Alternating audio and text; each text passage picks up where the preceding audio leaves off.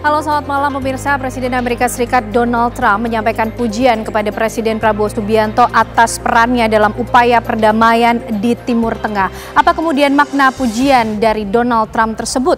Kami juga akan menghadirkan pembahasan lain untuk Anda pemirsa, di mana pemerintah ini merevisi Undang-Undang Nomor 14 Tahun 2025 yang berkaitan dengan penyelenggaraan ibadah haji dan umroh, di mana kemudian penyelenggaraan umroh ini diperbolehkan secara mandiri tanpa melalui adanya biro perjalanan. Apa kemudian alasan pemerintah akhirnya melegalkan perjalanan mandiri ini untuk umroh, dan bagaimana kemudian mekanisme pengawasan yang dipersiapkan? Kami akan membahasnya untuk Anda di Apa Kabar Indonesia Malam bersama saya, Ken Anu.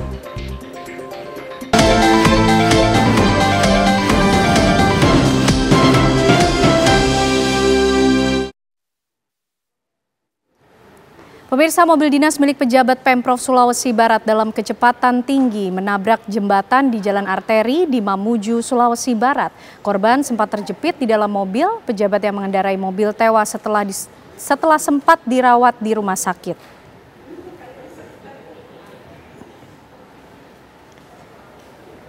Beginilah kondisi mobil dinas milik pejabat Pemprov Sulawesi Barat yang menabrak jembatan di Jalan Arteri Mamuju dalam kondisi kecepatan tinggi. Sopir mobil yang tak lain adalah pejabat di Dinas Baperida Pemprov Sulawesi Barat terjepit di dalam mobil. Korban baru berhasil dievakuasi setelah warga dan polisi melakukan evakuasi yang berlangsung selama 30 menit dan langsung dibawa ke Rumah Sakit Bayangkara Mamuju. Korban yang dalam kondisi kritis sempat diberikan pertolongan medis, namun karena cedera yang diderita korban cukup parah, akhirnya korban meninggal dunia.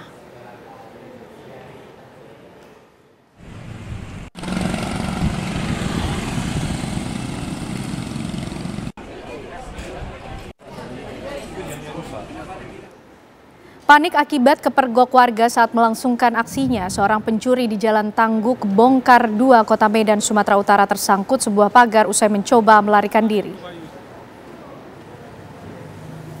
Pak Yusril, tolong mari dulu Pak Yusril. Ini ada maling di Donggala ini. Nyangkut ini, sebar-sebar ya. Dalam rekaman sebuah video amatir, pelaku nampak bergelantungan akibat celananya tersangkut di pagar usai kepergok saat hendak melakukan aksi pencurian di salah satu rumah warga.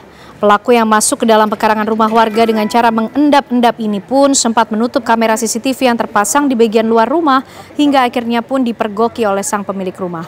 Pelaku yang panik langsung melarikan diri dengan cara melompat pagar hingga tersangkut. Meski sempat mendapat amukan dari warga, namun terduga pencuri tersebut akhirnya dibebaskan akibat tidak ada barang bukti yang kuat.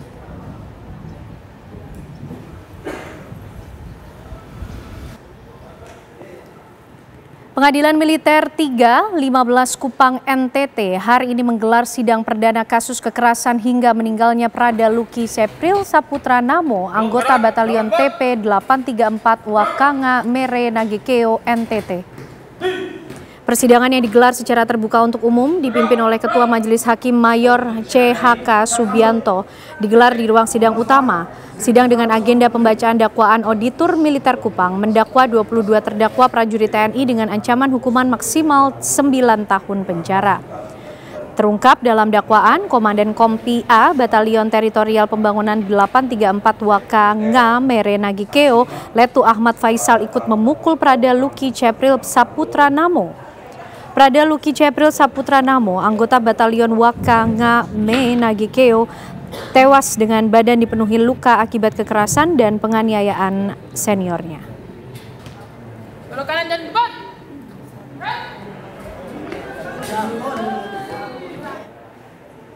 Pemirsa, ratusan mahasiswa dari berbagai elemen dan masyarakat Kecamatan Keramat Watu, Cilegon, Banten melakukan aksi unjuk rasa menolak kendaraan truk tambang melintas di jalur tersebut. Aksi unjuk rasa berlangsung ricuh antara ratusan mahasiswa dan petugas kepolisian yang berjaga jalannya aksi. Kericuan bermula saat ratusan mahasiswa hendak memblokade jalur lingkar selatan menuju Keramat Watu, Kabupaten Serang yang dilintasi kendaraan truk overload dan kendaraan truk tambang dihalau petugas kepolisian. Aksi unjuk rasa ini dilakukan sebagai bentuk protes dan menolak truk tambang yang melintas di area Jalan Raya Cilegon Serang, tepatnya di Kecamatan Keramat Watu, yang banyak menimbulkan kecelakaan lalu lintas, mencemari lingkungan hingga membuat kerusakan jalan.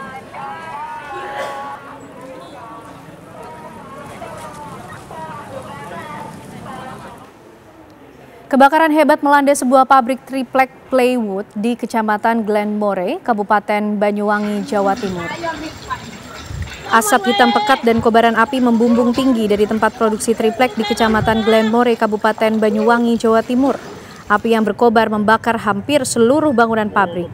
Menurut salah satu saksi mata, kebakaran diduga berasal dari percikan api dari bahan bakar untuk menyalakan mesin pemanas triplek boiler. Percikan api itu jatuh ke limbah triplek dan membakar mesin boiler serta sebagian triplek yang baru selesai diproduksi.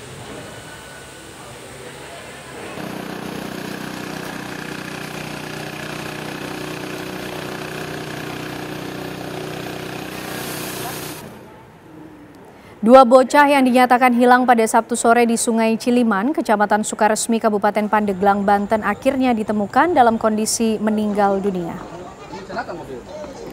Beginilah suasana saat tim gabungan bersama warga berhasil menemukan dan mengevakuasi dua jasad bocah bernama Haikal dan Habibi berusia 9 tahun yang hanyut saat bermain perahu di Sungai Ciliman.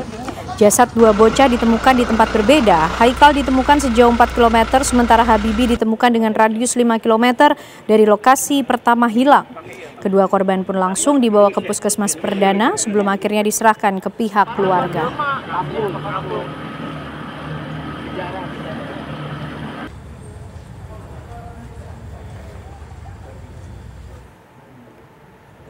Komisi 8 DPR RI menggelar rapat kerja dengan Kementerian Haji dan Umroh untuk membahas biaya perjalanan haji tahun 2026.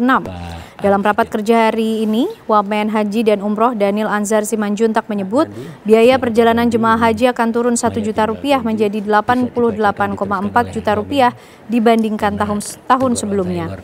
Yang berarti calon jemaah haji 2026 hanya akan membayar rata-rata Rp54.924.000. Pemerintah mengusulkan BPIH 2026 sebesar Rp84.409.365 per jemaah kepada Komisi 8 DPR RI. Dari jumlah tersebut, 62% atau Rp54,9 juta ditanggung langsung oleh jemaah, sementara 38% sisanya ditutup dari nilai manfaat atau dana optimalisasi sebesar Rp33,4 juta. Om Swastiastu, Namo Buddhaya, Salam Kebajikan. Untuk memenuhi prinsip keadilan dan keberlangsungan dana haji, pemerintah menetapkan kebijakan untuk menyeimbangkan antara besaran beban jamaah dengan keberlangsungan nilai manfaat BPIH di masa mendatang. Pembebanan BPIH harus tetap menjaga prinsip istitoah dan likuiditas keuangan operasional penyelenggaraan ibadah haji pada tahun-tahun yang mendatang. Untuk tahun 1447 Hijriah atau 2026 Masehi, pemerintah mengusulkan rata-rata BPIH per jamaah sebesar Rp88.409.365.45 dengan komposisi BPIH sebesar Rp54.924.000 atau setara dengan 62% dari nilai total. Nilai manfaat optimalisasi sebesar Rp33.465.365,45 atau 38%. Singkatnya, nilai yang kami ajukan terkait dengan BPIH turun sebesar 1 juta dibandingkan tahun yang lalu. Komponen yang dibebankan langsung kepada jemaah haji dengan menggunakan asumsi dasar di atas, pemerintah mengusulkan biaya rata-rata besaran BPIH tahun 1447 Hijriah atau 2026 Masehi sebesar Rp54.924.000. Setelah upaya mediasi 3 kali gagal dilaksanakan, Pengadilan Negeri Jakarta Pusat hari ini menggelar sidang pembacaan penetapan terkait gugatan ijazah SMA Wakil Presiden Gibran Rakabuming Raka untuk menentukan langkah selanjutnya.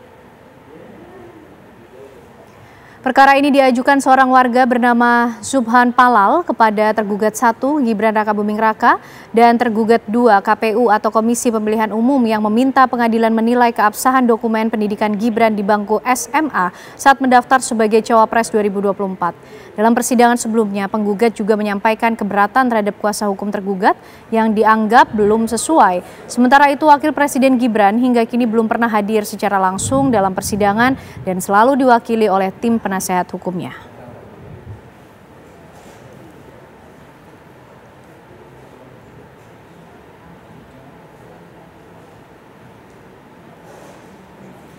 Menteri Keuangan menegaskan telah terjadi perbaikan dalam perekonomian Indonesia. Kerja yang dilakukan Menteri Keuangan atas arahan Presiden Prabowo telah menghasilkan hal-hal yang berguna di masyarakat. Meski sebagian pihak kerap menilai Purbaya sebagai seorang koboi. Berikut penegasan Menteri Keuangan Purbaya Yudi Sadewa. Ini indeks kepercayaan masyarakat ke pemerintah. Kalau jatuh seperti ini keadaan buruk. Kalau sana bagus. Ini kemarin waktu bulan September, Agustus September itu turun terus, Juli, Agustus September turun terus ke titik terendah sini. Inilah terjadi banyaknya demo. Tapi kita lakukan kebijakan yang mungkin untuk bagian kalangan agak drastis, agak ceplas-ceplos. Tapi ini berhasil mengembalikan sentimen masyarakat ke pemerintah. Justru ini levelnya sekarang udah level sama dengan ini. Jadi sudah stabil lagi. Jadi stabilitas pemerintahan amat baik di mata masyarakat, kecuali di mata orang itu ya.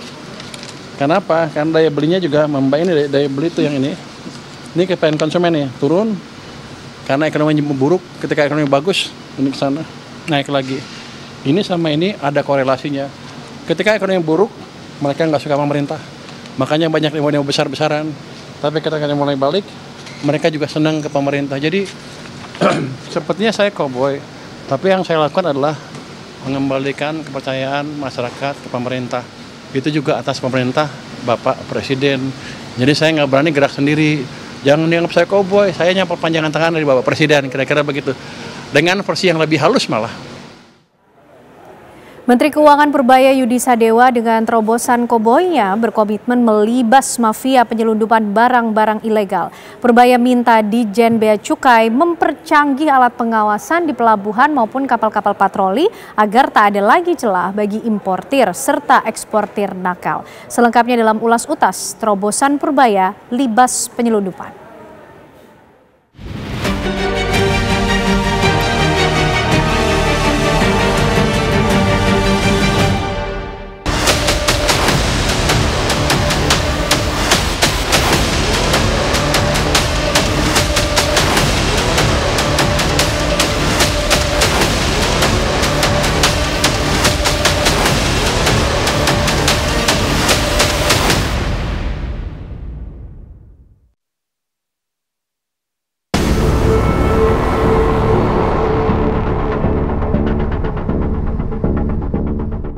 Sejalan dengan langkah Presiden Prabowo Subianto yang serius menyikat habis praktik-praktik ilegal yang dijalankan para mafia pengeruk kekayaan negara.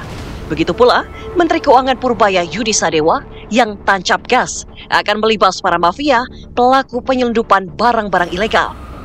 Purbaya ingin langkah yang diambilnya bisa mengembalikan kerugian negara. Purbaya pun telah melempar sinyal akan ada penangkapan besar-besaran terhadap mafia yang berpotensi membuat rugi negara. Saya harapkan yang main-main itu nggak main-main lagi sehingga kita nggak bocor pajaknya. Saya harapkan akhir minggu ini Kortex sudah siap mungkin. Jadi itu kan meningkatkan lagi pendapatan dari pajak kalau lebih efisien Kortexnya.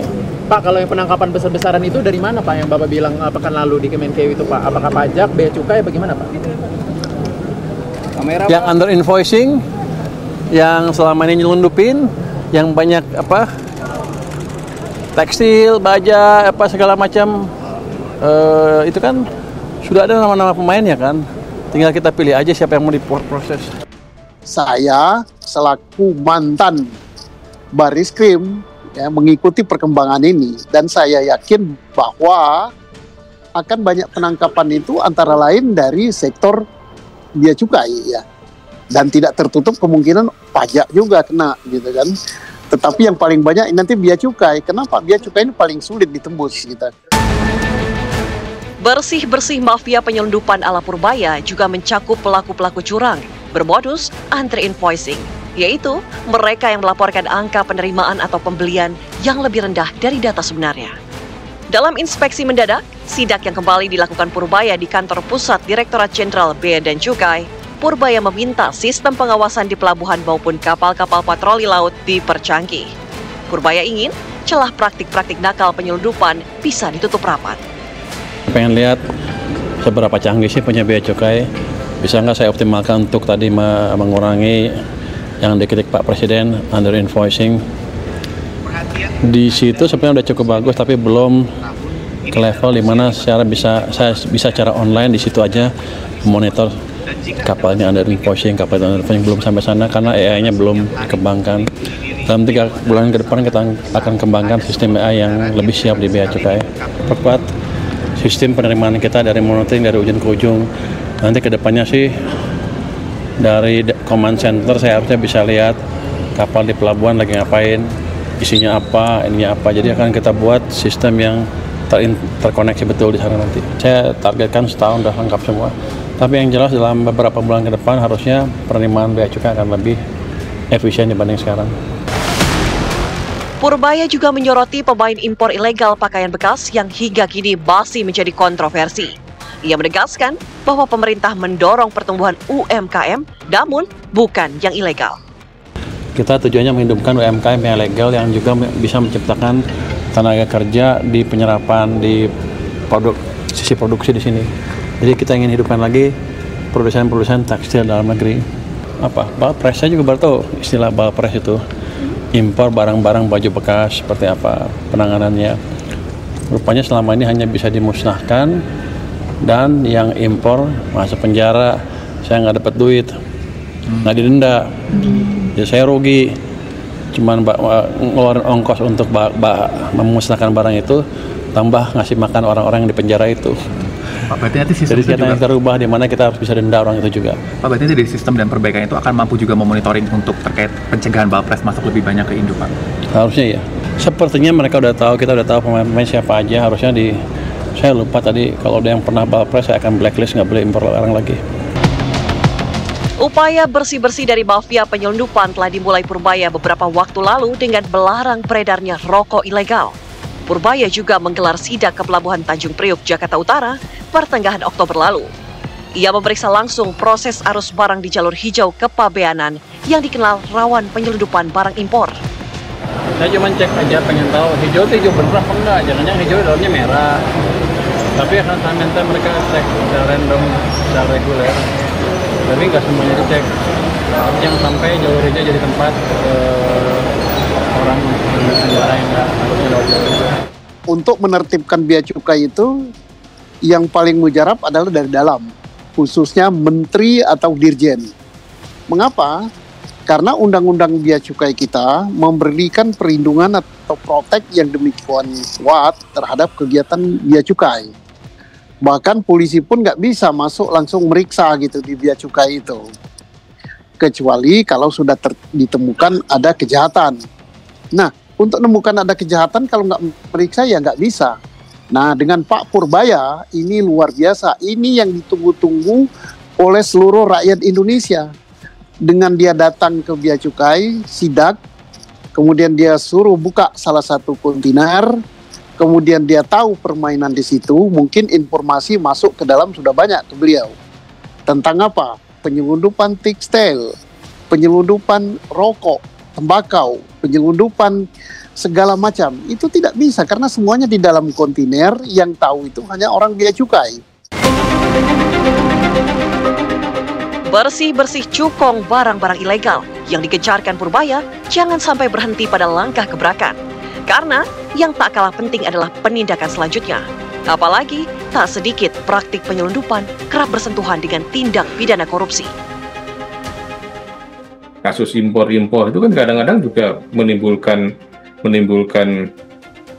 satu kerangka hukum tindak pidana korupsi gitu loh. Yang kemudian impor yang menyebabkan mengalami kerugian keuangan negara atau perekonomian nasional ya, atau kemudian ada unsur memperkaya diri atau orang lain, ada tindakan yang melawan hukum, maka bisa dikenakan tindak pidana korupsi gitu ya. Maka ini yang penting adalah bagaimana follow up-nya ini, tindak lanjutnya gitu ya, kepada instrumen ya, di Bea Cukai, di Kementerian Keuangan, di aparat penegak hukum. Sudah seharusnya segala aktivitas ilegal yang berpotensi merampas penerimaan negara diberantas. Jangan ada lagi celah bagi para mafia itu melangkah, apalagi sampai tumbuh subur menguasai pasar di tanah air.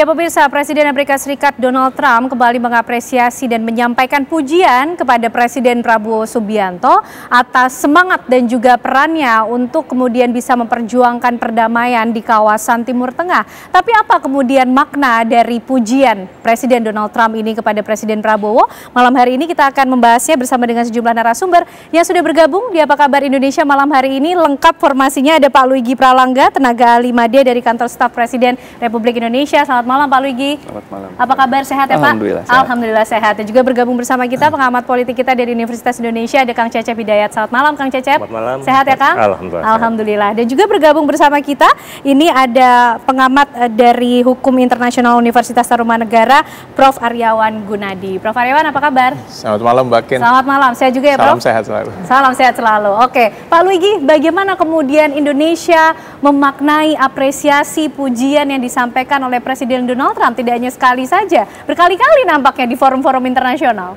Betul sekali. Jadi ini adalah satu bentuk bukti nyata dari prestasi Presiden Prabowo yang sudah banyak sekali mengusung agenda-agenda penting, baik untuk kepentingan nasional Indonesia juga agenda global. Seperti yang kita pahami, itu signifikannya kelihatan pada saat undangan United Nations General Assembly, ya, lalu pertemuan Gaza Peace Accord, dan yang terakhir KTT ASEAN. Nah, dari sinilah kita bisa melihat bahwa konsistensi dari Bapak Presiden itu benar-benar terbukti dan terus mengedepankan selain kepentingan nasional, juga agenda besar global dunia. Oke, jadi ini sebagai suatu bukti kinerja Presiden Prabowo begitu ya. Betul. Oke, kalau Prof. Aryawan sendiri melihatnya seperti apa kedudukan Indonesia dan juga Amerika sampai Presiden Donald Trump berkali-kali menyampaikan apresiasi, Prof. Kenapa ini, Prof? Iya, memang ini tadi kan disebutkan, jadi ada ketiga kalinya Trump ini kan memuji Prabowo. Yang pertama adalah tadi di UNGA, kalau nggak salah beberapa bulan lalu. Yang kedua adalah di KTT Gaza, ya kan. Yang ketiga adalah yang kemarin di KTT ASEAN. Artinya begitu penting, Trump itu pasti melihat pentingnya ASEAN, khususnya Indonesia untuk Amerika Serikat. Kita tahu bahwa dinamika hubungan antara Indonesia dengan Amerika Serikat itu kan ups and down lah katakanlah. Yaitu pertama dengan apalagi ketika waktu kita memutuskan kita bergabung kepada BRICS. Dan yang menjadi menarik adalah Presiden baru saja menerima Presiden Brasil, Presiden Lula. Di mana kalau kita lihat bahwa kemitraan kita dengan Brasil pun semakin kuat. Apalagi ditopang dengan kemitraan dengan Afrika Selatan nantinya. Artinya BRICS ini akan menjadi satu kekuatan.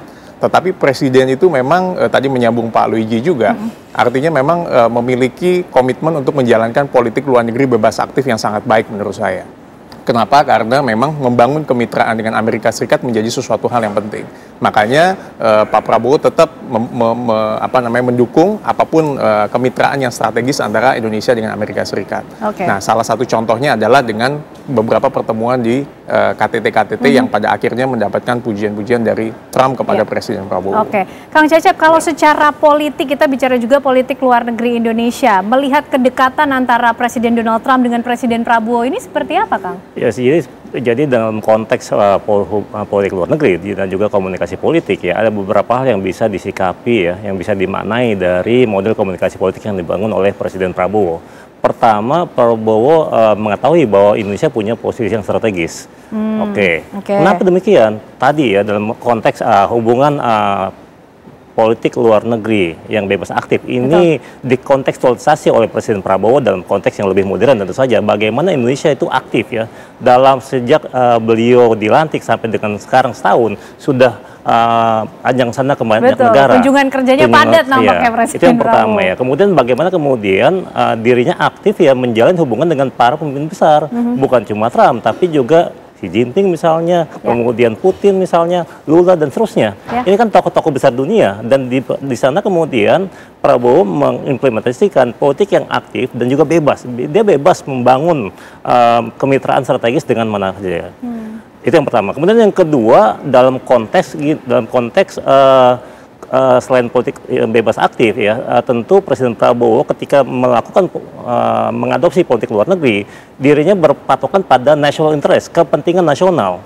Kepentingan nasional yang bagaimana? Tentu saja kepentingan nasional yang seperti tercantum dalam pembukaan UUD 45. Ya, bagaimana dirinya juga membangun kemitraan strategis ya, menciptakan suasana perdamaian di kawasan, kemudian membangun mitra strategis dengan kekuatan-kekuatan atau negara multilateral, kemudian juga tentu dalam konteks kemerdekaan ya buat seluruh bangsa di dunia. Dalam ini semua dampaknya apa? Dirinya membangun ya komunikasi dengan banyak pemimpin besar dunia, sehingga saya kira ya Presiden Trump juga punya kepentingan di Indonesia, sehingga ketika ketika kasus sebelumnya ya, ketika Prabowo ke RRT, kemudian ada relasi juga dengan Trump, kemudian kemarin ketemu dengan Lula ya, kemudian juga ada interaksi lagi. Di sini bagaimana bandul Indonesia diperhatikan gitu oleh pemimpin besar dunia yang lain. Oke, Kang Cecep. Kalau bicara soal agenda, kantor staf presiden kayak yang paling tahu bagaimana agenda Presiden Prabowo ini sudah kesana kemari padat sekali nampaknya agenda presiden untuk kemudian betul-betul memanfaatkan networking di kancah internasionalnya. Ini menjadi agenda prioritas dari Presiden Prabowo khususnya kepada Donald Trump. Apa kira-kira pesan yang ingin disampaikan Pak Luigi? Ada beberapa. Salah satunya adalah secara historis Indonesia memang bermitra dengan Amerika Serikat sejak lama. Dan saya melihat Presiden Prabowo mengkapitalisasi hubungan baik ini dan akan terus dibawa ke arah yang jauh lebih strategis dan berkesinambungan. Tentunya sama-sama mengedepankan kepentingan nasional masing-masing dua negara.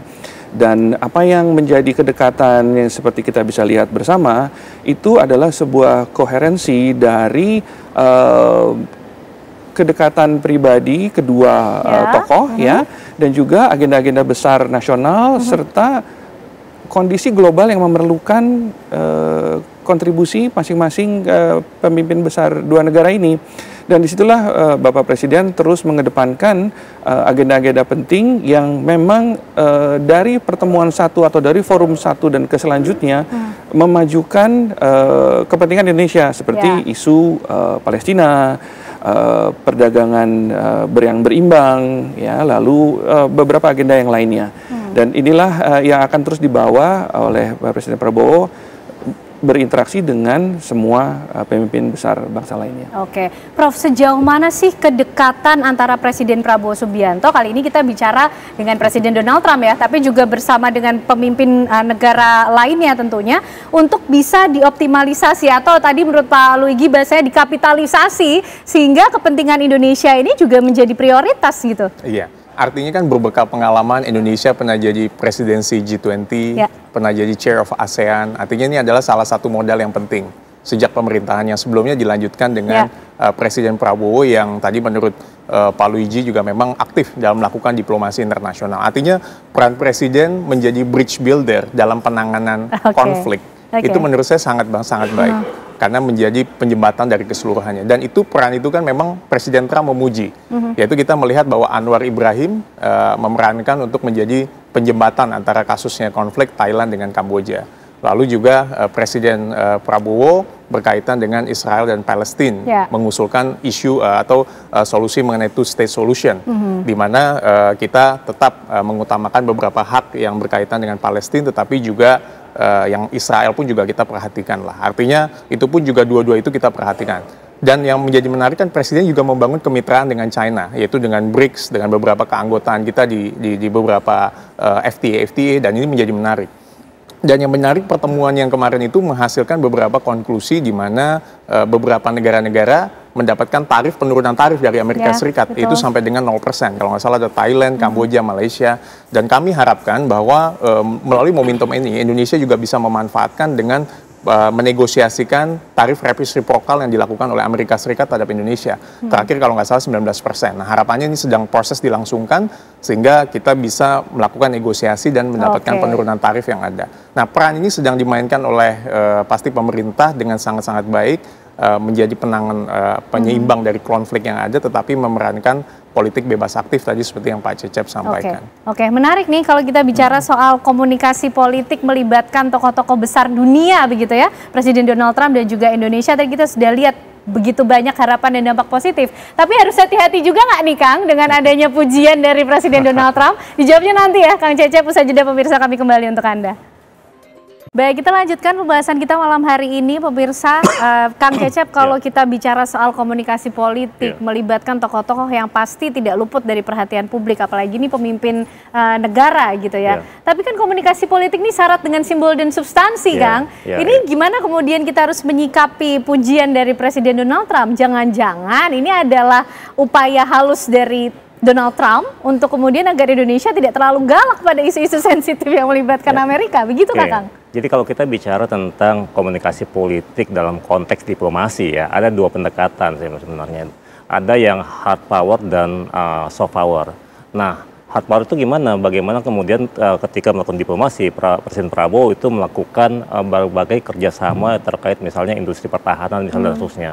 Soft power dia bicara masalah moral dan seterusnya. Nah, Presiden Prabowo mengkombinasikan keduanya. Dirinya menggunakan yang kita kenal mungkin sebagai smart power ya. Smart power. Jadi bagaimana dirinya itu bisa demikian lincah sebenarnya. Dia bisa beradaptasi ya, membangun diplomasi dengan pemimpin RRT, dengan pemimpin Amerika, dengan pemimpin negara besar lainnya. Ini kan bagaimana dirinya itu merepresentasikan ya sebagai pemimpin besar bangsa Indonesia. Nah, itu yang pertama ya, bagaimana dirinya mengkombinasikan pendekatan yang smart power. Kemudian yang kedua sebenarnya lagi-lagi ketika Presiden Prabowo membangun komunikasi politik, membangun diplomasi, dirinya berbasis pada national interest, kepentingan nasional. Jadi dirinya akhirnya menjadi seorang realis sebenarnya. Nah, gimana penjelasannya? Jadi ketika Presiden Prabowo misalnya membangun komunikasi, dia bukan semata-mata sebenarnya hanya untuk dia bertahap secara nasional, dia memenuhi national interest, kemudian kawasan dia membangun komunikasi yang baik ya, membangun pertahanan kawasan ya, kemudian dengan global dia membangun kerjasama multilateral yang strategis dan seterusnya. Jadi harapannya dengan realis ini membawa keuntungan besar buat Indonesia. Dirinya berkomunikasi dengan banyak pemimpin besar negara lainnya. Kemudian secara konstruktivis sebenarnya kita bisa lihat dirinya itu bisa menjadi representasi pemimpin negara Muslim terbesar yang amat demokratis saat ini. Ya kira-kira gitu. Dan itu yang kemudian akhirnya tadi Trump memuji Prabowo ya beberapa kali ya. Bagaimana ketika Malaysia menjadi peace builder buat Kamboja dan Thailand misalnya. Nah, pada saat yang sama Presiden Prabowo juga kan digunakan ya, dipuji juga menjadi tokoh perdamaian dengan di kasus Palestina dan Israel ya. Gitu. Jadi, nah itu dari perspektif teori. Sekarang kemudian kita lihat juga dari model diplomasinya. Ada dari pengalaman setahun terakhir itu saya melihat ada beberapa model diplomasi yang dibangun. Diplomasi personal, diplomasi pertahanan ya, diplomasi ekonomi energi, diplomasi kemanusiaan, termasuk diplomasi yang multilateral. Nah, tentu masing-masing nanti ada dampaknya. Termasuk tadi ya pertanyaan Ken ya, bagaimana yang pertama diplomasi personal. Ketika Presiden Prabowo melakukan komunikasi ya, tadi dengan Trump, dengan Xi Jinping, dengan Putin dan seterusnya, ini kan tokoh-tokoh besar, tokoh-tokoh kunci ya, tokoh-tokoh yang punya katakan sebagian itu punya veto di PBB. Nah, disinilah kemudian dirinya Prabowo menunjukkan dirinya sebagai negara aktif, negara besar yang aktif, yang bebas mandiri untuk melakukan diplomasi dengan siapapun. Baik, oke. Pak Luigi, model diplomasinya bermacam-macam di berbagai sektor. Tapi kalau kita bicara mengenai kedekatan hubungan antara Presiden Prabowo dan Presiden Donald Trump, diplomasi apa kemudian yang didorong sebagai satu prioritas? Pertama, tetap prioritas kepentingan nasional.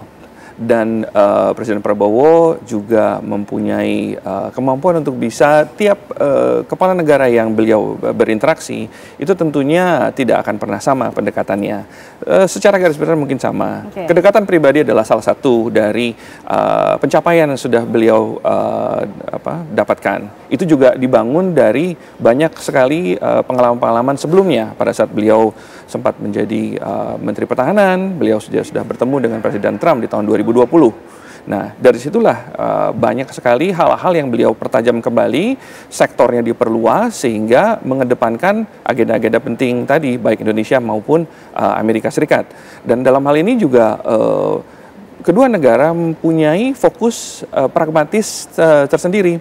Dari kedekatan pribadi itu dengan pendekatan diplomasi pragmatis tadi yang mengedepankan peranan-peranan kepentingan nasional masing-masing, itu diramu sedemikian rupa dan berkontribusi juga kepada aspek-aspek dari kepentingan negara-negara lain, terutama dalam hal ini untuk proses perdamaian di Timur Tengah. Beliau juga memberikan warna tersendiri dalam proses perdamaian yang akan menyangkut keterlibatan dan partisipasi bermakna dari negara-negara anggota di kawasan Timur Tengah itu sendiri, juga untuk kawasan BRICS dan yang lainnya. Nah, kedekatan ini adalah modal awal sebuah pelicin atau sebuah aset yang kemudian bisa dikembangkan lebih luas, lebih mendalam lagi dalam berbagai konteks. Oke, baik. Oke, Prof, bentuk nyata seperti apa yang kemudian patut kita ekspektasikan dengan adanya kedekatan antara Presiden Prabowo dan juga Presiden Donald Trump ketika kita bicara juga mengenai perdamaian di Timur Tengah yang juga dimention oleh Presiden Donald Trump ini memasuki masa baru begitu katanya. Gimana, Prof? Iya, jadi itu pertanyaan yang sangat menarik karena memang kan salah satu pujian Trump kepada Presiden adalah ya artinya Timur Tengah setelah 3.000 tahunan lah ya, artinya kita memasuki fase arahnya untuk perdamaian. Artinya itu digaungkan oleh Presiden Prabowo untuk pertama kalinya dan itu dipuji sekali oleh Presiden Trump. Kalau kita melihat fenomena isu yang mengenai hal tadi, mengenai pidato yang tadi, bahwa isu mengenai two-state solution itu adalah menurut saya salah satu isu yang terbaik atau solusi yang terbaik dan langkah konkret yang bisa dilakukan. Bahkan Presiden menyampaikan dalam UN speech kalau nggak salah pada waktu itu siap mengirimkan pasukan untuk mendukung supaya two-state solution ini bisa berjalan dengan baik. Nah itu yang pertama. Yang kedua adalah menurut saya langkah-langkah konkret yang akan bagus. Ini kan bergabung negara Timur Leste sebagai anggota ke-11 dalam ASEAN. Dan di dalam pidato kita melihat bahwa Pak Presiden menyampaikan bahwa persatuan di ASEAN itu adalah forever, itu yang selamanya. Dan itu adalah keywords atau kata kunci untuk supaya kita bisa menghadapi fenomena globalisasi yang semakin besar, kita menghadapi union atau mungkin trade union yang semakin mengglobal. Karena ASEAN kan cukup banyak melakukan kemitraan-kemitraan, nanti dengan negara di Timur Tengah, di ASEAN China misalnya, ASEAN China Free Trade, belum yang dengan Amerika, dengan Uni Eropa, dan yang lain-lainnya. Artinya dengan kekuatan ASEAN ini akan bisa banyak menghadapi segala challenge atau tantangan tadi seperti Pak Cecep dan Pak Luigi sampaikan. Terutama dalam bidang international relation, dalam bidang berkaitan international trade law-nya dan sebagainya. Artinya banyak yang kita akan bisa hadapi untuk di kemudian harinya. Nah yang ketiga adalah dengan bergabungnya Timor Leste tentu ASEAN akan semakin kuat. Dengan berdamainya nanti Thailand dengan Kamboja akan semakin kuat. Dengan digaungkannya oleh Anwar perdamaian di Thailand Kamboja juga akan memperkuat posisi. Dengan peran aktif Indonesia melalui Presiden aktif untuk perdamaian keamanan dunia dengan isu-isu atau solusi yang konkret untuk masalah Israel dan Palestina, ini menjadi salah satu langkah yang konkret yang saya yakin masa depan Indonesia akan semakin baik dan cerah, apalagi ditunjang dengan Presiden kita yang banyak melakukan aktif diplomasi internasional. Silakan Pak Luigi. Silakan Pak. Dengan kedekatan ini sebenarnya sebuah leverage ya, posisi tawar di mana Indonesia akan bisa lebih berperan dan mengedepankan agenda-agenda khusus misalkan untuk isu Palestina. pengiriman pasukan penjaga perdamaian. Saat ini masih disebutkan Indonesia, Mesir, dan Azerbaijan. Nah, ini juga melalui kepemimpinan beliau dan pendekatan beliau dengan Presiden Donald Trump, itu juga bisa memberikan kesempatan kepada peserta negara lain untuk bisa bergabung. Karena isu Palestina ini bukan hanya milik Indonesia atau negara-negara yang saat ini sudah disebutkan namanya menjadi penyumbang pasukan. Di saat bersamaan, ini juga bisa menjadi peluang oleh Presiden Prabowo untuk berbicara lebih lanjut dengan Presiden Trump untuk membahas hal-hal persiapan yang lebih strategis lagi, yaitu pembentukan misi perdamaian PBB di Gaza. Tidak hanya spesifik pengiriman pasukan saja, karena pasukan itu adalah bagian dari proses perdamaian tadi. Nah, inilah yang penting untuk dibahas dan akan menjadi agenda besar yang bisa menggunakan kedekatan beliau tadi. Oke, baik Kang Cecep, artinya Indonesia punya power di bidang politik khususnya ke luar negeri yang sekarang mumpuni dan patut diperhitungkan nampaknya, Kang. Ya, ini berbagai pengalaman setahun kemarin sebenarnya itu mengkonfirmasi ya bahwa Presiden Prabowo ini punya leadership yang kekuatan leadership kepemimpinan ya, yang memimpin baik di kawasan maupun di tataran global. Kenapa saya sampaikan demikian? Jadi tentu selain tadi diplomasi modern, dirinya kan ada, tadi saya sampaikan ada juga diplomasi humanitarian misalnya, kemanusiaan ya. Bagaimana dengan konteks tadi two-way solution ketika di sidang PBB disampaikan, dan itu pihak-pihak yang berkonflik termasuk dunia internasional itu respect ya pada pidato Presiden Prabowo misalnya. Atau ketika Indonesia memutuskan bergabung pada BRICS dan juga aktif di kawasan baik itu di ASEAN dan terusnya. Ini kan ada diplomasi multilateral ya. Kemudian juga termasuk diplomasi pertahanan kawasan juga ya. Jadi dari deretan itu semua sebenarnya itu mengkonfirmasi bahwa politik luar negeri Indonesia ini dalam kurun waktu setahun terakhir ini diaktifasi kembali oleh pemimpin Indonesia gitu. Kita lihat 10 tahun terakhir itu bagaimana yang relatif lebih aktif itu kan Menteri Luar Negerinya, tapi sekarang diambil alih kembali oleh Presiden ya.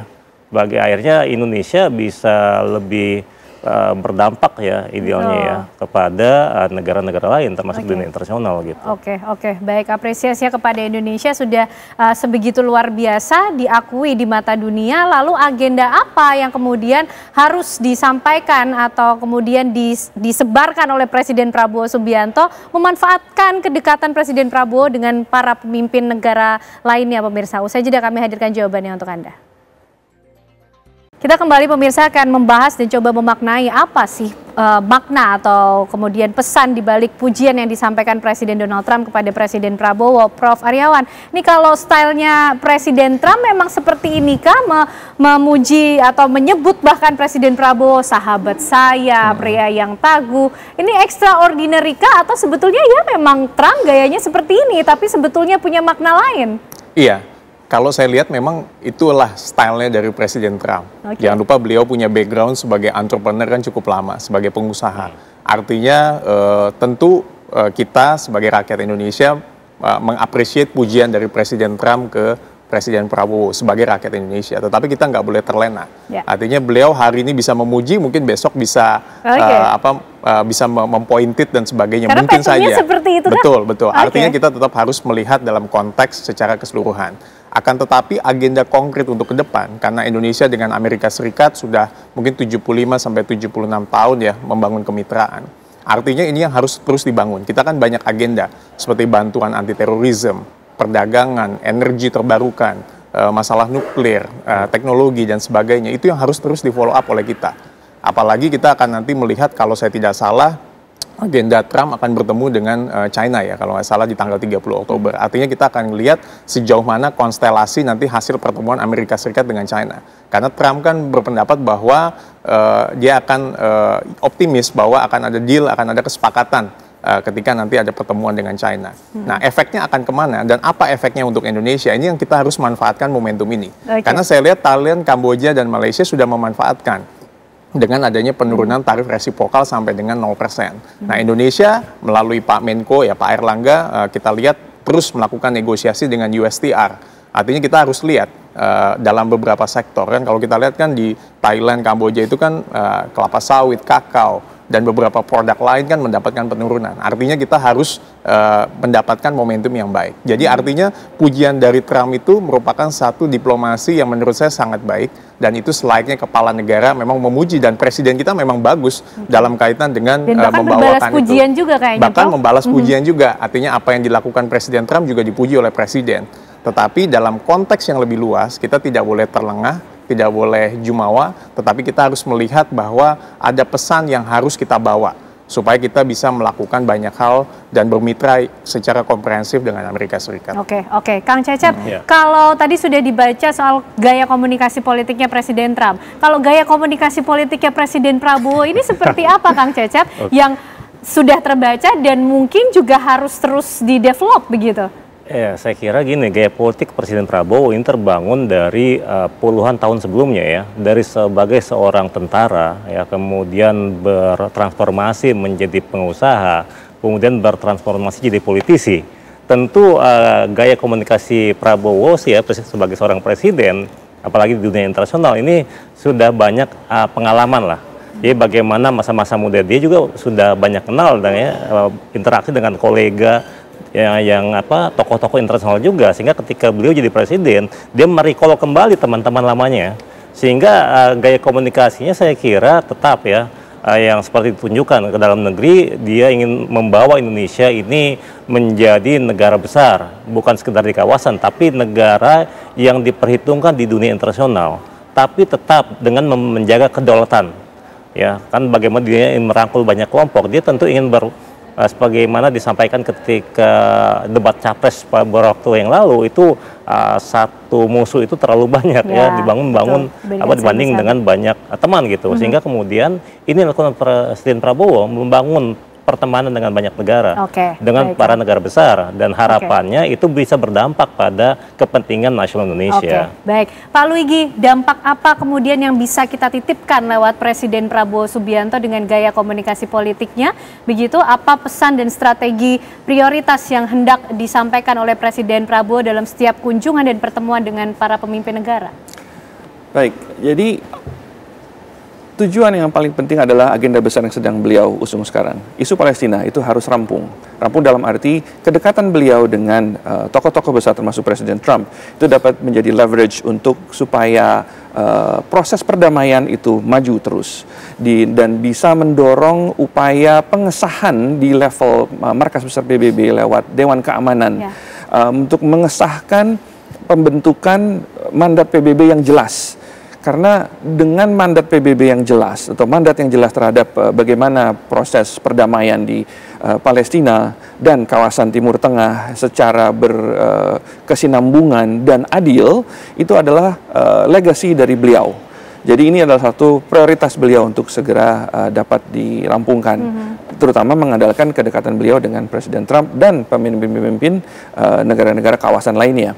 Kedua, memastikan juga dalam pembuatan mandat di bawah PBB ini, pendanaan dari proses misi perdamaian di Gaza itu pendanaannya berkesinambungan, karena ini bukan pekerjaan dalam tempo singkat. Betul. Dan pengarahan pasukan yang seperti beliau kemukakan di publik, 20.000 pasukan itu bukan jumlah yang sedikit dan akan memakan biaya yang besar. Dengan mandat yang besar ini akan bisa kejadian, dan ini akan menjadi kebanggaan bukan hanya buat kebanggaan Presiden Prabowo semata, tapi kebanggaan Indonesia secara keseluruhan. Itulah pentingnya supaya kita terus mendorong proses ini dan memastikan bahwa Presiden Prabowo akan terus bisa menyelesaikan tugas-tugas ini. Oke, Presiden Prabowo sudah begitu lincah menunjukkan bagaimana gaya komunikasi politiknya di level internasional. Kita harapkan ini betul-betul menjadi suatu semangat dan upaya bisa mendorong perdamaian di Timur Tengah khususnya. Terima kasih Pak Luigi, terima kasih Kang Cecep, terima kasih Prof. Aryawan. Malam hari ini sudah bergabung semua di Apa Kabar Indonesia Malam. Sehat selalu semuanya Bapak-Bapak. Usai jeda pemirsa, kami masih akan menghadirkan informasi dan pembahasan lainnya untuk Anda, di mana pemerintah bersama DPR RI resmi mengesahkan kebijakan baru yang memperbolehkan pelaksanaan umroh mandiri tanpa harus melalui Biro Perjalanan atau PPIU. Kami hadirkan pembahasannya untuk Anda sesaat lagi. Pemerintah resmi mengesahkan Undang-Undang Nomor 14 Tahun 2025 yang merevisi Undang-Undang Nomor 8 Tahun 2019 tentang penyelenggaraan ibadah haji dan umroh. Salah satu perubahan penting adalah dibolehkannya ibadah umroh dilakukan secara mandiri tanpa harus melalui Biro Perjalanan atau PPIU.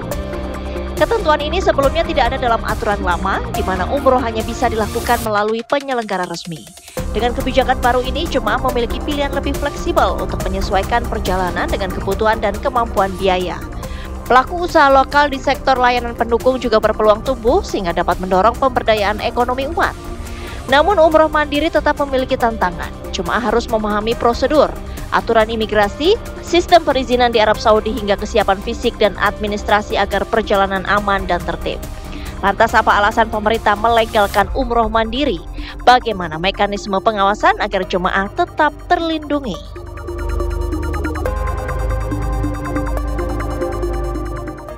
Ya pemirsa, pemerintah ini resmi mengesahkan Undang-Undang Nomor 14 Tahun 2025 yang merevisi Undang-Undang Nomor 8 Tahun 2019 khususnya tentang penyelenggaraan ibadah haji dan umroh. Poin yang direvisi ini mengenai dibolehkannya ibadah umroh yang dilakukan secara mandiri tanpa melalui Biro Perjalanan. Apa kemudian alasan melegalkan hal ini? Bagaimana kemudian mekanisme pengawasannya sehingga nanti para jamaah tentunya bisa menjalankan ibadah tetap dengan aman. Kita akan membahasnya malam hari ini pemirsa dengan 3 orang narasumber yang sudah hadir di Apa Kabar Indonesia Malam. Ada dari Ketua Himpunan Penyelenggara Umroh dan Haji Bapak Muhammad Firman Taufik. Assalamualaikum, selamat malam Pak Firman. Selamat malam. Sehat ya Pak? Sehat, Alhamdulillah. Alhamdulillah. Dan juga bergabung bersama kita ada Wakil Ketua Komisi 8 DPR RI Pak Singgi Januratmoko. Selamat malam Pak Singgi. Selamat malam. Dan juga hadir bersama kita tenaga ahli Badan Penyelenggara Haji ada Bang Rahmat Trifahmi. Assalamualaikum Bang Fahmi. Assalamualaikum warahmatullahi wabarakatuh. Sehat ya Bang? Malam. Langsung kali gitu kita tanya Sehat. ke Bang Fahmi. Kenapa kemudian ini dilegalkan akhirnya Bang? Iya, jadi memang terkait dengan persoalan umroh mandiri itu adalah suatu keniscayaan. Karena memang jauh sebelum ada Undang-Undang Nomor 14 Tahun 2025 ini, itu sudah ada dari pihak Saudi Arabia untuk membuka ruang yang sebesar-besarnya terkait dengan umroh mandiri.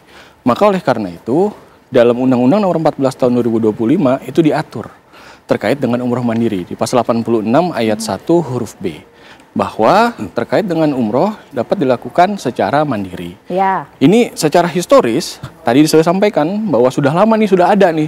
Maka keberpihakan pemerintah, keberpihakan negara untuk hadir memberikan perlindungan dan kepastian hukum bagi para jamaah umroh yang melakukan berpergian secara mandiri.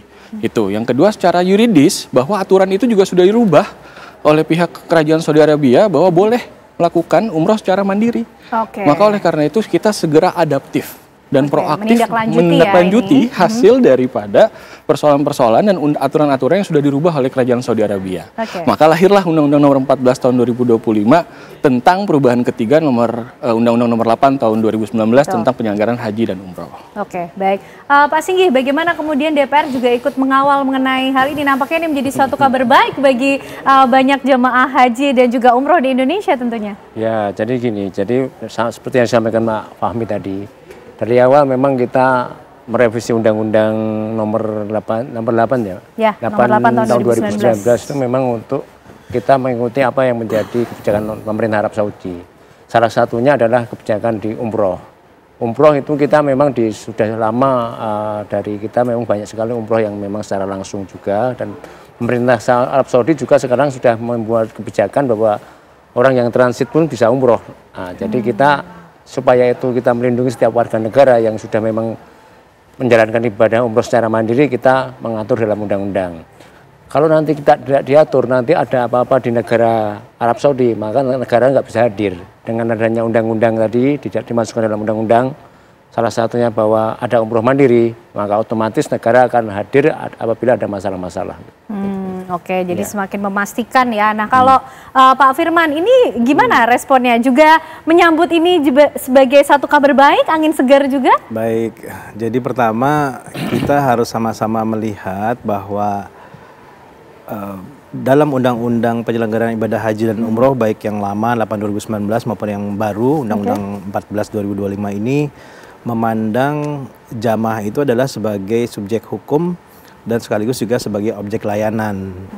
Nah, tadinya sebelum ada undang-undang yang baru ini, yang 14/2025 ini, satu-satunya cara orang untuk Muslim untuk beribadah umroh adalah jelas disitu harus melalui biro perjalanan. Sekarang sudah menjadi mandiri.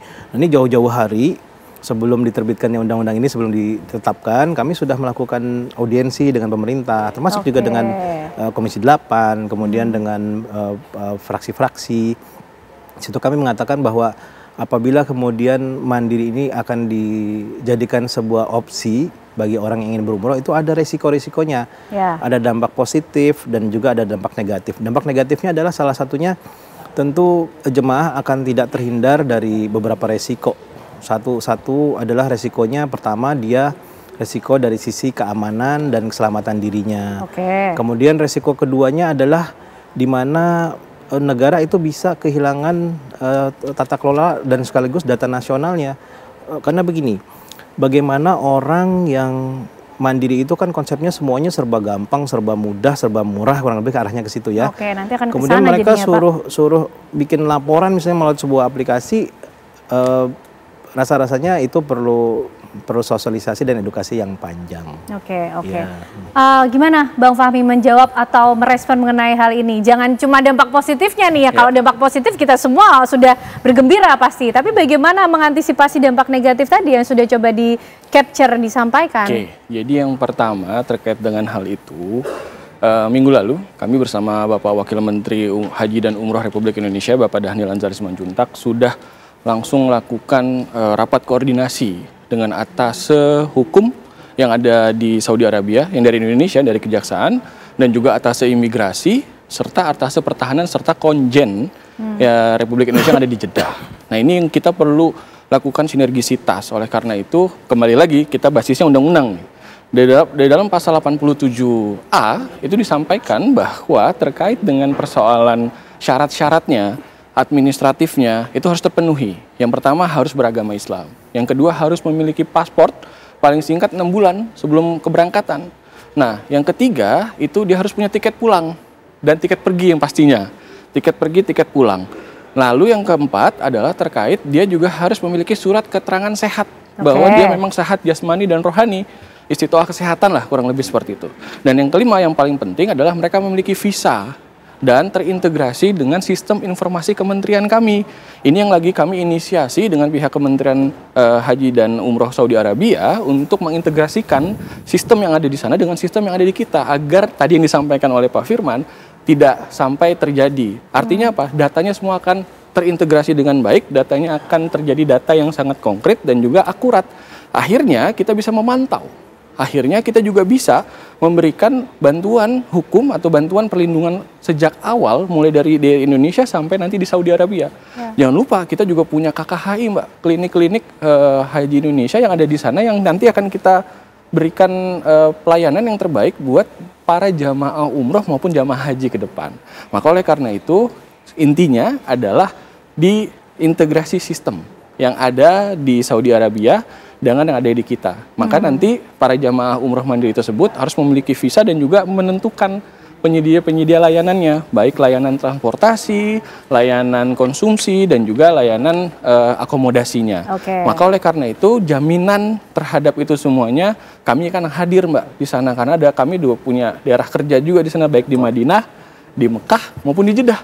Jadi nggak usah khawatir, inilah fungsinya negara hadir di tengah-tengah masyarakat untuk memberikan pelayanan, memberikan perlindungan dan kepastian hukum bagi seluruh jamaah umroh, baik yang mandiri maupun yang melalui travel dan PPI. Itu yang harus dipastikan. Pak Singgi, bagaimana juga DPR ikut mengawal, karena perjalanan haji dan umroh ini perjalanan ibadah yang luar biasa, cukup kompleks dan harus disikapi dengan sangat hati-hati. Merespon mengenai atau memperhitungkan dampak positif dan negatif yang tadi juga sudah coba disampaikan dari Himpuh ini seperti apa, Pak Singgi? Jadi gini, Mbak, waktu di undang-undang yang lama, dia masih belum ada, masih di Kemenak dulu, umroh kan nggak terlalu diatur. Nah, sekarang memang di kementerian yang baru, di Kementerian Haji dan Umroh yang sekarang itu kita benar-benar mengatur umroh supaya nanti lebih, dalam artian lebih supaya yang melaksanakan ibadah umroh itu lebih terjamin lagi. Kemarin kan di Kemenak itu paling fokusnya dan undang-undang yang lama fokus di haji semua. Nah ini memang kita kemarin di teman-teman DPR semua dengan pemerintah kita sepaham supaya ibadah umroh juga nanti diatur karena memang juga banyak kasus kemarin seperti sebelumnya banyak jamaah-jamaah yang tertipu walaupun udah ada pakai travel juga. Terus ternyata kan juga sebelumnya sudah travel yang istilahnya dalam artian bodong sudah melakukan orang-orang yang tidak mempunyai izin menghimpun dan berangkat umroh sendiri ya. Itu yang membuat kita DPR kemarin sepakat dengan pemerintah untuk mengatur supaya di undang-undang yang nomor 14 2025 lebih spesifik lagi bahwa pemerintah harus hadir dan mengatur masalah di umroh ini. Nah, nanti kita memang semuanya dalam artian yang berhubungan tadi dengan umroh mandiri, nanti kita harapkan Kementerian Haji dan Umroh segera mengeluarkan peraturan pemerintah atau peraturan di kementerian supaya teknisnya kan di mereka, Mbak. Betul. Kalau kita kan cuma akan mendorong sampai detail pelaksanaan teknisnya berarti ya, Pak ya? Mendorong detail pelaksanaan teknis sampai pengawasannya juga nanti kita akan mengawasi penuh bagaimana supaya ini berjalan dengan baik. Gitu. Tidak ada yang dirugikan, misalnya. Terus nanti travel yang seperti kemarin isunya kan travel mengeluh nanti takut kalau bangkrut atau bagaimana. Kita nggak sampai segitu. Kita akan mengawal supaya ini tidak sampai mengalami masalah itu. Kita tetap berharap namanya ekosistem haji dan umroh itu berjalan dengan baik. Oke, baik Pak Firman, gimana nih perjalanan haji dan umroh sebagai satu ekosistem? Sudah banyak juga yang punya biro perjalanan dengan adanya perubahan atau revisi undang-undang ini menyikapinya gimana? Was-was kah? Nanti akan banyak yang lebih memilih perjalanan mandiri, lalu nasib teman-teman biro perjalanan gimana Pak? Baik, kalau saya justru melihatnya pemerintah yang harus lebih was-was, bukan kami ya. Kami ini kan pelaksana regulasi. Jadi tadi saya udah spill beberapa resiko, masih ada resiko lainnya Mbak Ken. Contohnya adalah resiko mereka terhadap minimnya pembinaan dan pembimbingan ibadah kalau seandainya mandiri ini menjadi pilihan untuk orang berumroh ya. Kemudian resiko lainnya tadi sudah sampaikan Pak Singgi adalah dia akan makin rentan terhadap penipuan oleh oknum-oknum yang tidak bertanggung jawab. Dan ujung-ujungnya adalah resikonya menjadi resiko beban negara nih. Misalnya tiba-tiba mereka nggak punya kepastian pulang, akhirnya menjadi beban negara atau untuk memulangkan yang berakhir kepada reputasi diplomatiknya kita di mata Saudi setidaknya atau bahkan di mata dunia ini bahkan akan menjadi buruk Indonesia. Nah, tidak kalah penting tadi sudah beberapa pasal yang disampaikan oleh Pak Singgih maupun Pak Fahmi. Betul bahwa di 86 pasal 86 butir B di undang-undang yang baru itu dikatakan cara melaksanaan umroh sekarang nambah satu nih mandiri. Tapi serunya adalah di pasal berikutnya di pasal 88 itu secara tegas dikatakan bahwa pelaku perjalanan ibadah umroh mandiri itu tidak perlu ada pembinaan ibadah atau manasik. Silahkan dibaca. Kemudian makin seru lagi ketika di pasal 87-nya dia dikatakan bahwa Anda yang memilih dengan cara mandiri itu harus memilih layanannya melalui sebuah sistem yang namanya sistem informasi kementerian. Sistem informasi kementeriannya sudah adakah? Sepertinya belum. Lebih ekstrim lagi di pasal 96 dan di pasal 97-nya itu secara tegas dikatakan bahwa resiko yang terjadi kepada pelaku umroh mandiri yang ditimbulkan akibat dari akomodasi, transportasi, bahkan konsumsi, termasuk juga kesehatan dan jiwa, itu menjadi tanggung jawabnya masing-masing. Betul, karena perjalanannya mandiri. Iya, di mana bentuk pelindungannya? Baik. Di mana bentuk perlindungannya, Bang Fahmi? Itu pertanyaannya, tapi dijawabnya nanti ya. Bagaimana pemerintah merespon was-wasnya ini? Yang perlu was-was pemerintah katanya soalnya, dengan keseruan tadi yang disampaikan Pak Firman. Tapi usai jeda ya, Bang Fahmi dijawabnya, kami kembali untuk Anda pemirsa. Ya pemirsa, kita lanjutkan perbincangan malam hari ini soal penyelenggaraan ibadah umroh yang diperbolehkan secara mandiri. Bang Fahmi, harus was-was pemerintah nih. Sudah bisa menjawab tadi pasal per pasal yang sudah coba dicermati oleh Pak Firman. Silakan Bang Fahmi. Iya, jadi kekhawatiran itu makanya lahirlah aturan. Itu konsepsi hukumnya seperti itu. Oh gitu. Jadi aturan ini untuk menjawab kekhawatiran ya. Betul. Jangan dibalik. Jangan dibalik. Karena ada kekhawatiran itu, karena sudah ada aktivitas itu, maka lahirlah aturan, lahirlah undang-undang. Gitu. Jadi yang disampaikan oleh Pak Firman tadi, kami sudah memitigasi. Makanya kemarin minggu lalu itu kami dengan Pak Wamen sudah koordinasi langsung dengan atase-atase yang di sana, atase hukum, atase imigrasi, dan juga atase pertahanan serta konjen dan kantor urusan haji dan umroh yang ada di sana di Jeddah. Jadi terkait dengan itu, maka kembali lagi nih reverse-nya itu adalah rujukannya di pasal 88 tadi yang terkait dengan syarat. Yang pertama, dia harus punya, para jamaah umroh mandiri ini, dia harus punya tiket pergi dan pulang. Wajib kalau itu. Wajib kalau itu. Okay. Terus punya surat keterangan sehat. Artinya dia istiqoah, dia sudah cukup sehat untuk melaksanakan ibadah umroh mandiri tersebut. Terus yang selanjutnya adalah memiliki visa dan telah menunjuk penyedia layanan konsumsi, transportasi, dan juga layanan akomodasinya atau hotelnya. Dan itu semuanya terintegrasi dalam satu platform yang terintegrasi dengan sistem informasi kementerian kami yang saat ini kami sedang proses inisiasi dengan kerjasama dengan pihak Kementerian Haji dan Umroh Saudi Arabia. Jadi semua terintegrasi, semua nanti terdata dengan baik. Maka oleh karena itu kekhawatiran itu insya Allah terjawab. Ya, jadi semuanya kami lakukan koordinasi dengan secara aktif. Kalau datanya itu sudah akurat, jadi tidak ada lagi disparitas data, Mbak. Yang berangkat maupun yang pulang, kami terdata semua satu persatu, Pak Firman. Jadi jangan khawatir. Insya Allah pemerintah negara hadir untuk memberikan pelayanan yang terbaik dan juga memberikan keamanan serta perlindungan bagi WNI yang ada di Saudi Arabia terkait dengan masalah umroh mandiri tersebut. Oke, baik Pak Singgi, gimana kalau kita bicara data, Indonesia termasuk yang punya PR besar nampaknya kalau bicara soal data. Challenge-nya luar biasa loh Pak kalau bicara soal data. Selain data, integrasi tadi, memastikan pengawasannya nanti seperti apa? Jadi gini, memang kita kemarin sudah memahami ini memang kita di data kan lemah, juga memang belum ada platform. Tapi memang kita harus mengikuti perkembangan dari pemerintah Arab Saudi. Jadi kemarin kita pikirannya sama, pemerintah dan DPR. Kita mau intinya mendorong supaya nanti perbaikan semuanya di pemerintah. Pendataannya harus kuat, juga nanti platform yang dibuat supaya memang terintegrasi. Sehingga data itu nanti akan sama antara Arab Saudi dan Indonesia. Dan yang paling penting memang di teknis kita mendorong di Kementerian Haji dan Umroh supaya memang lebih kuat lagi. Intinya kita mendorong, kemarin memang kita mendorong supaya memang Kementerian Haji dan Umroh bisa lebih spesifik untuk memberikan layanan untuk jamaah umroh kan gitu. Karena memang awalnya kan kemarin umroh itu negara nggak hadir tapi memang belum terlalu maksimal. Concern di situ.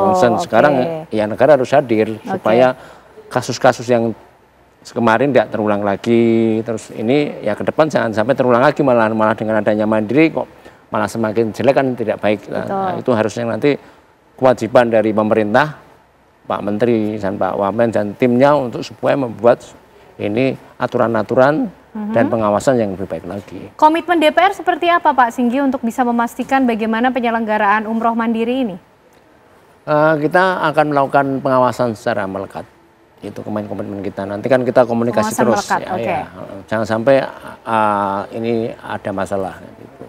Pengawasan melekat ini artinya apakah ada tim yang dibentuk secara khusus kah atau akan lebih sering rapatnya dengan Kementerian Kelanggaran aja itu seperti apa Pak Singgi? Ya kita nanti akan lebih sering untuk koordinasi rapatnya dengan Kementerian Haji. Kan nanti ada kan sekarang insya Allah DPR akan lebih turun ke bawah untuk menjemput aspirasi masyarakat atau masalah apapun yang masyarakat, apalagi dengan yang berkaitan dengan Komisi 8 masalah di Kementerian Haji. Kita pasti akan aspiratif sekali dengan masukan-masukan dari masyarakat, dari jamaah umroh atau siapapun nanti, dan kita akan sampaikan ke Kementerian Haji dan Umroh apabila ada masalah-masalah. Ya, tentu itu yang diharapkan ya, karena cukup banyak ini populasinya di Indonesia, Pak Singgi. Pak Firman gimana? Juta. Nah, itu dia. Pak Firman gimana merespon optimisme Bang Fahmi yang luar biasa dari Himpu, cukup yakin soal pendataan yang akurat dan kuat serta integrasi bisa dilaksanakan dengan smooth seperti apa yang sudah dibayangkan Bang Fahmi tadi? Insya Allah. Insya Allah kami suportif lah ya sifatnya. Artinya kalau dari sisi mereka yang pergi dengan penyelenggara tentunya itu domainnya kami. Tapi kalau mandiri kami cuma bisa nonton aja gitu. Dengan harapan tentunya semua baik-baik saja. Oke, baik. Bang Fahmi, ini betul dari Himpu cuma bisa nonton aja atau justru nanti akan ada kolaborasi lain yang sebetulnya sudah disiapkan, Bang Fahmi? Ya, saya kira untuk terkait dengan komunikasi kolaborasi selalu terbuka, Mbak. Kita ini juga terkait ini masalah pelayanan, Mbak. Saya tambahkan lagi yang tadi. Kita juga akan buat pos pengaduan layanan. Jadi 24 hours di Saudi maupun di Indonesia, kalau ada jamaah-jamaah baik umroh mandiri nih Pak, maupun umroh yang melalui travel atau PPIU, itu bisa segera langsung laporkan kepada pos pelayanan pengaduan kami. Itu ada call center-nya. Kini kami semua sedang lagi bangun sistem informasi kementerian kami dengan pusdatin kami, perintah dari undang-undang seperti itu.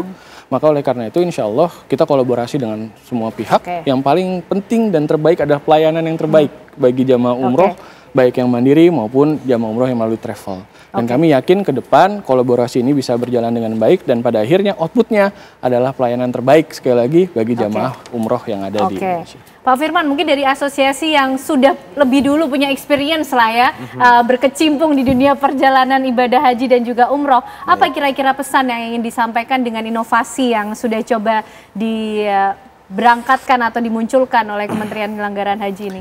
Baik, jadi kami melihatnya ini adalah sebuah regulasi yang harus kami taati dan harus kami jalankan. Walaupun tadi di awal saya ceritakan bahwa kami sudah menyampaikan kepada pemerintah bahwa apabila mandiri ini kemudian menjadi sebuah jalan pilihan yang lain, maka resikonya bla bla bla itu ya. Oh iya, catatannya adalah ada 3 fraksi yang mengusulkan mandiri, termasuk fraksinya Pak Singgi, fraksi Golkar, fraksi PKS dan fraksi Nasdem, yang saya rasa beliau-beliau itu pasti sudah memitigasi jauh-jauh hari lah. Sudah dihitung betul ya. Jadi sekali lagi karena kami ini adalah pelaksana, maka kami adaptif. Dengan adanya ini kami melihatnya sebagai blessing ya. Artinya hati-hati dengan kekosongan hukum, Mbak Ken dan bapak-bapak yang para regulator ini. Di sini belum ada aturan turunan. Ini masih bentuknya masih undang-undang, belum ada aturan-aturan turunannya. Sehingga rentan banget nih terjadinya pemanfaatan situasi ya. Itu yang justru harus hati-hati banget. Karena menjadi multitafsir di mata kami sekarang adalah kami juga bisa dong menyelenggarakan umroh mandiri sebagai pelaksananya. Oke, kita tunggu nanti bagaimana turunan dari undang-undang ini. Tapi terima kasih atas perbincangannya malam hari ini Bapak-bapak semuanya, Pak Firman, Pak Singgi dan juga Bang Fahmi. Sukses tentunya untuk seluruh inovasi baik lah ya untuk penyelenggaraan ibadah haji dan umroh. Dan pemirsa, kami juga masih memiliki informasi untuk Anda di mana Presiden Prabowo Subianto ini hadir dalam KTT ke-47 ASEAN di Kuala Lumpur, Malaysia. Dalam kesempatan itu Presiden Prabowo mendorong langkah nyata ASEAN dalam menyelesaikan berbagai krisis di kawasan. Langkah tersebut mendapat pujian dari Presiden Amerika Serikat Donald Trump yang sekaligus menyampaikan apresiasi tinggi atas perannya dalam mendukung upaya perdamaian di kawasan Timur Tengah.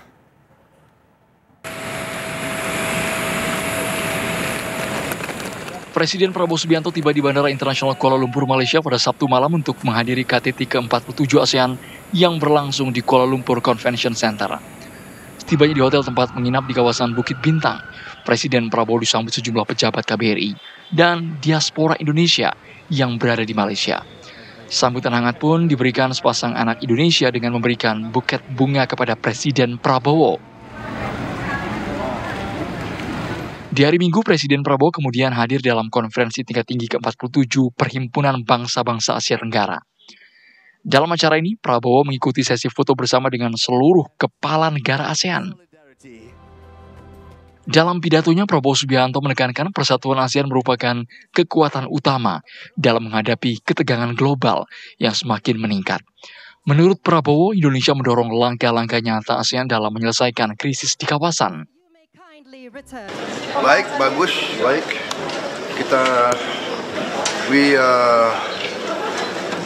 We support continued U.S. engagement with ASEAN. The engagement has been very positive for ASEAN and for the United States.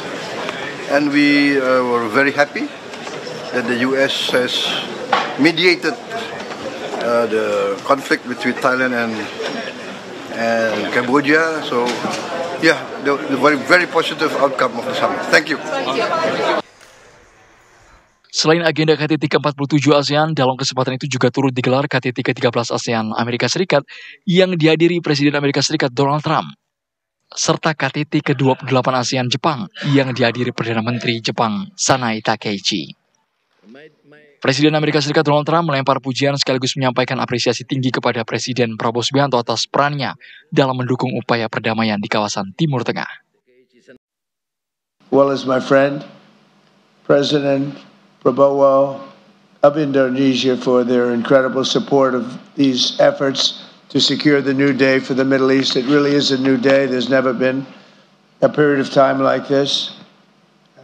The Middle East will have peace after 3,000 years. This is a very strong peace. It's going to be an everlasting peace.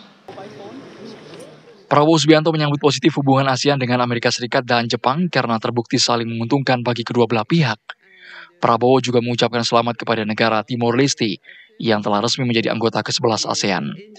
KTT ke-47 ASEAN akan berlangsung hingga 28 Oktober 2025 mendatang dengan mengangkat tema Forging a Resilient and Inclusive Future Together, membentuk masa depan yang tangguh dan inklusif bersama. Tim TV One mengabarkan. Ya pemirsa, banjir masih menggenangi beberapa titik di wilayah Jawa Tengah dan berikut informasinya untuk Anda.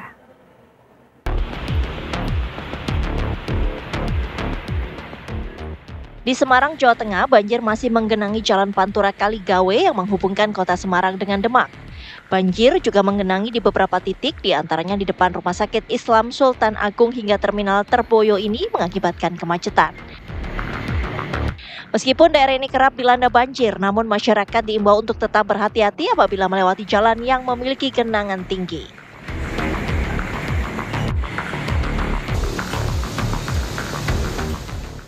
Hujan deras yang mengguyur wilayah Pati, Jawa Tengah menyebabkan Sungai Widodaren di Desa Ketitang Wetan, Kecamatan Batangan meluap dan merendam Jalan Pantura Pati Rembang. Akibat terendam banjir, arus lalu lintas di Jalan Pantura Pati Rembang mengalami kemacetan sepanjang 1 km. Sejumlah pengendara sepeda motor yang nekat menerobos genangan banjir pun terpaksa harus mengalami mogok mesin.